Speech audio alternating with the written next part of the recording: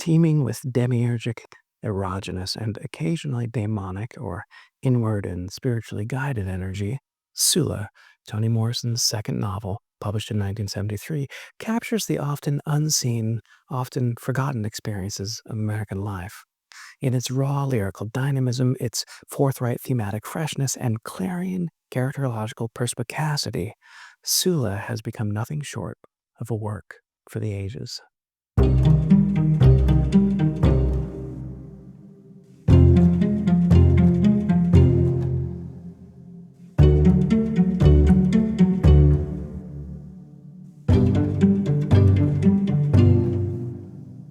While she is undoubtedly a writer's writer whose work sits in the first rank of 20th century world literature, I like to think of Toni Morrison foremost as a sage, a wise woman who happened to express herself artistically in the modality of the novel, and additionally as an essayist, a teacher, and occasionally as a public soothsayer.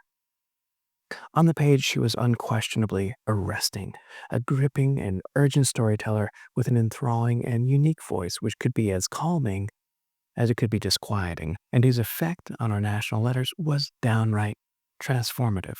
Her achievements culminated in being awarded a Nobel Prize in Literature in the early 1990s. Sula is, in many ways, a representative work of Morrison's fiction. Its conceptual dream work is larger than life. Its characters chime with the music of the spheres on the one hand and with the grunts of the mud brick lane on the other. And the narrative harnesses her natural superabundance of verve and vitality to bring a greater understanding back to the workaday life as we experience it. Morrison takes on major themes in Sula without suffering from having created a document that can be merely reduced to the issues it addresses.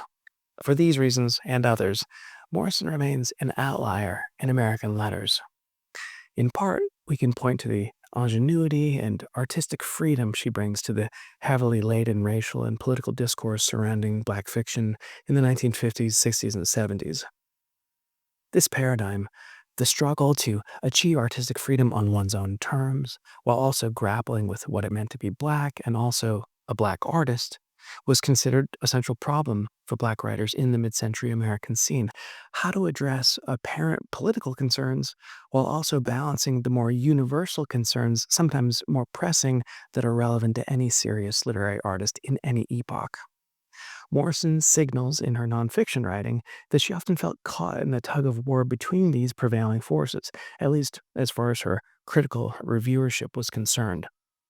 But, as she asserts in the foreword to Sula, quote, "I refuse to explain or even acknowledge the problem as anything other than an artistic one. Other questions mattered more. What is friendship between women when unmediated by men? What choices are available to Black women outside their own society's approval? What are the risks of individualism in a determinedly individualistic yet racially uniform and socially static community?" End quote. Thus we embark on Sula, an alternately tender and tub-thumping work of literary fiction that grapples with the fundamental dynamics of race and sex, both in American history and in the American psyche. All this transpires in a sort of proto-magic realistic world without, surprisingly, the narrative or characterological artistry having been hemmed in by those very issues that it purports to address. It's not an issues book, in other words, not a screed. No more than life itself could be reduced to the issues that comprise it, life itself.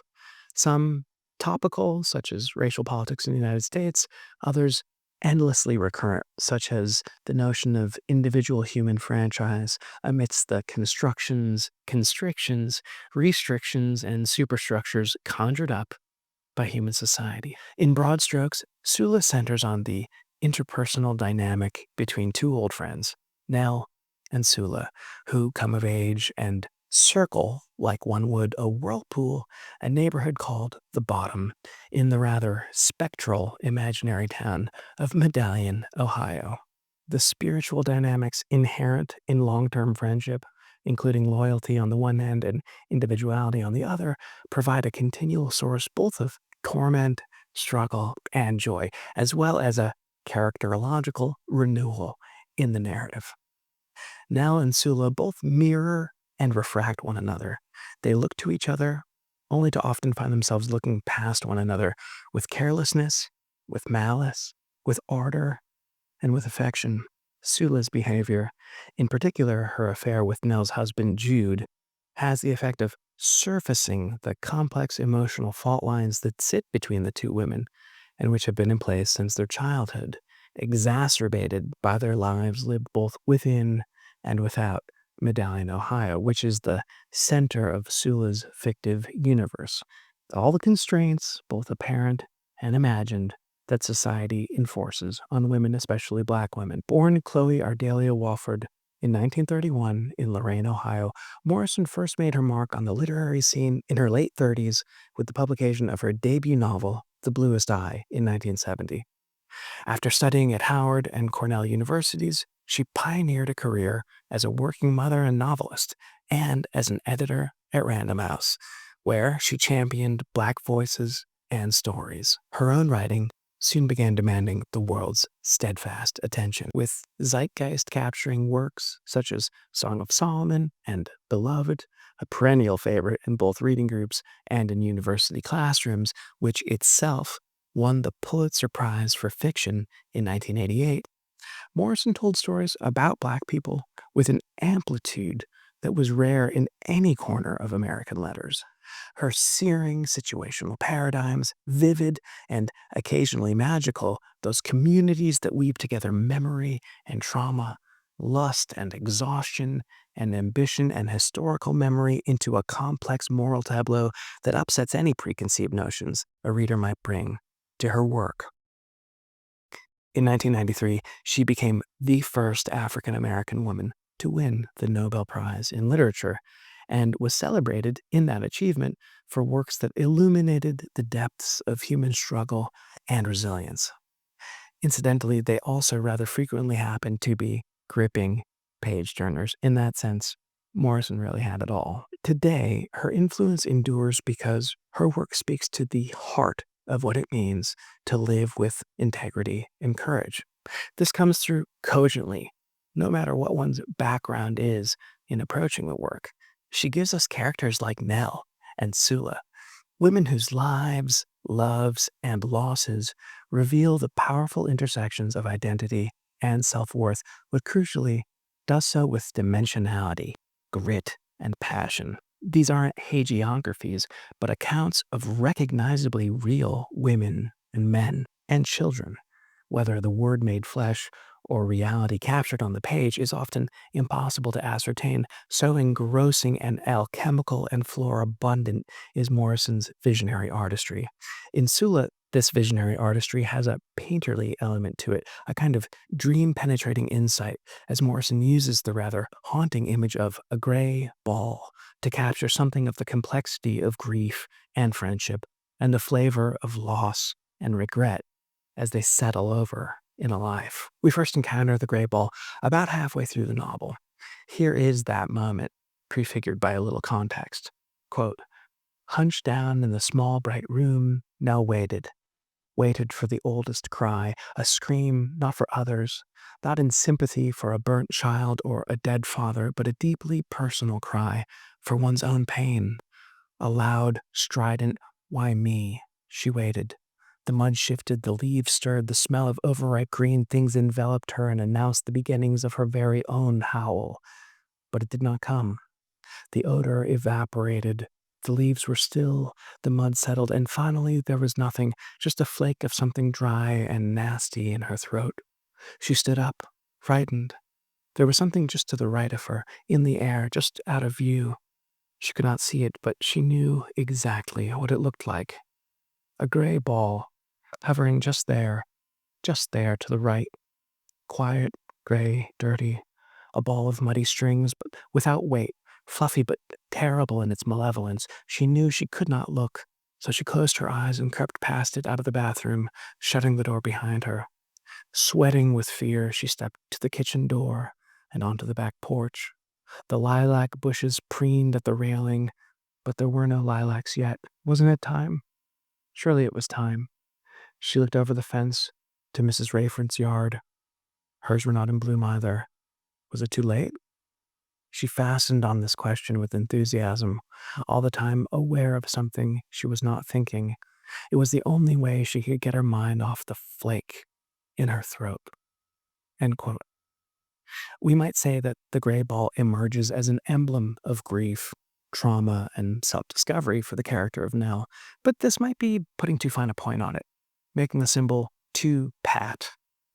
Though it appears only twice, this gray ball certainly seems to encapsulate Nell's struggles and her journey toward self-understanding in a world that allows little space for the pain of Black women.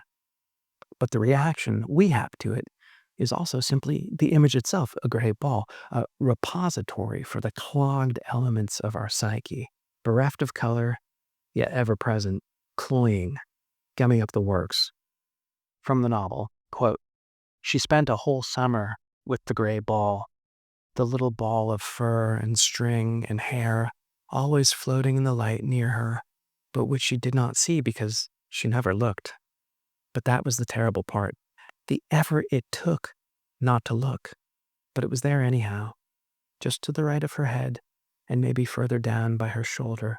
So when the children went to a monster movie at the Elmira Theater and came home and said, 'Mama, can you sleep with us tonight?' she said, 'All right,' and got into bed with the two boys, who loved it, but the girl did not.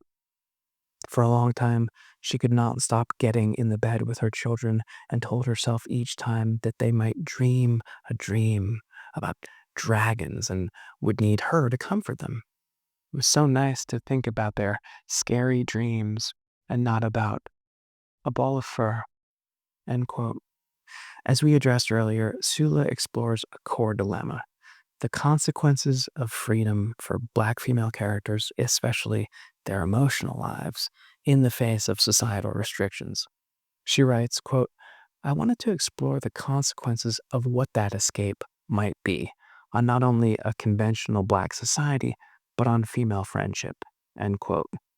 Here, Morrison hints at a central struggle in Nell and Sula's lives: finding emotional release or escape in a world that restricts their grief. The gray ball, which first appears when Nell catches Sula with her husband Jude, encapsulates Nell's unprocessed emotions. This revelation shatters Nell's sense of security and destroys two of her most intimate relationships, leaving her emotionally adrift.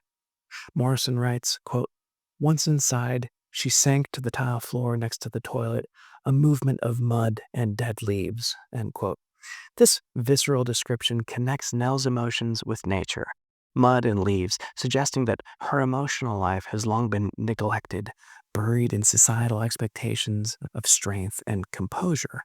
The ball, described as, quote, "a gray ball hovering quiet, gray, dirty above muddy strings," end quote, is a haunting presence, yet it is also a physical manifestation of Nell's grief. This gray ball externalizes her emotional entanglements and the suffocating weight of betrayal, reflecting Morrison's nuanced portrayal of inner turmoil. As the ball hovers near Nell, it embodies her unresolved sorrow, an emotional wound she has yet to fully acknowledge, much less heal. Morrison once spoke of how Black women often carried an unrecognized and delayed grief due to the daily demands of survival and resilience.